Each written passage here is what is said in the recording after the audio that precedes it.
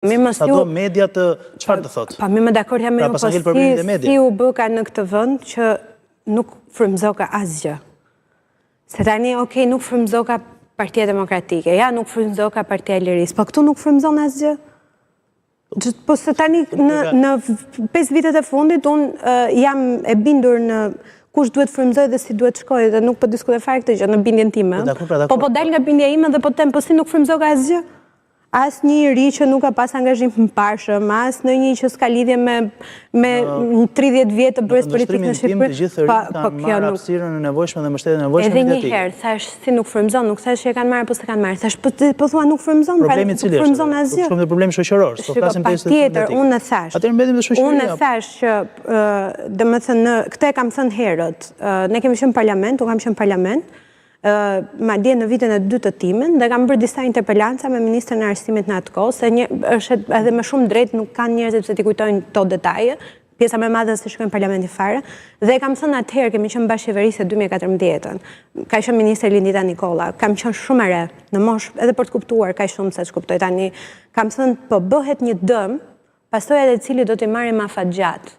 Po shkatrove arsimin, do jesh këtu ku je sot 10 vjet mbrapa, me njerëz cilët përfundojnë universitetin dhe sipas të dhënave janë analfabet funksional.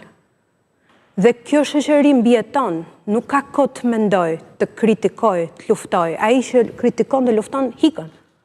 Se nuk do të përballet me këta që të thash, të ngrihet në mëngjes, shkojnë punën e tij, të dalin para 3 punonjës shteti që me siguri nuk kanë asnjë lloj ngjashmërie formimi me ta, edhe ti thotë dëgjoj ti po punon tani, po unë duhet fitoj nga ty.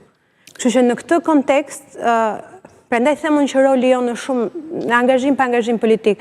Roli njerëzve që kanë marrë përgjegjësi për të kenë jetë publike duhet të jetë shumë i madh dhe me ndërgjegje. Që të thonë vërteta siç janë, që ta zgjon shoqërinë. Dhe kjo është një shoqëri që për hir të vërtetës ka nevojë të zgjohet, ka nevojë shumë të zgjohet. Të thënë të gjitha këto më digjet si pyetje, por po vazhdroj sidoqoftë, nuk shih ndonjë optimizëm për të qenë pjesë e integrimit të grupimit evropian si shtet. Patjetër që po, patjetër unë... Në këtë moment e flas, se rruga patjetër që mund na çojë drejt. Rruga mund na çojë dhe duhet të na çojë, sepse ne përkasim mendërisht, po edhe gjeografikisht. Dhe mendoj që sidomos gjeografikisht do të na jap një dorë për të qenë afër. Por unë nuk besoj që Europa, vendet e zhvilluara europiane, do të mbyllin sy me ato që ndodhi në Shqipëri, sa do pjesë t'jenë ato bashkë me ne. Sepse për një qytetar që paguan taksat, që bën një jetë të thjeshtë, që nuk është në politik, nuk është i përfshirë në skema, në momentin që ai kupton që jep 40-50% e rrogës së tij shkon për taksa, nga cila do të përfitojmë dhe ne nëse jemi pjesë e Bashkimit Evropian, nuk mund ta pranoj që gjysma e taksave të tij të shkojnë në xhepat e pushtetarëve shqiptar. Nuk mundet, domethënë nuk ndodh. Dhe sa do të duan liderat e këtyre vendeve qoftë edhe për arsye gjeopolitike që ne të na përfshin shpejt, nuk ka për të ndodhur. Sepse mjafton Shqipëria fatmirësisht ka pas edhe turista vitet e fundit, mjafton vinë, shikojnë dhe kuptojnë se çfarë ndodh në këtë vend. Pra një shoqëri që nuk prodhon asgjë dhe vetëm industri me të cilët mbahet sot ekonomia është ndërtimi, do të thotë që është një shoqëri e cila ka probleme në formim.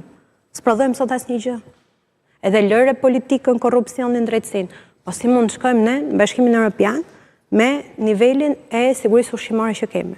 Po të marr një gjë që është del jashtë. Si mund të shkojmë ne, keni shkuar në spital?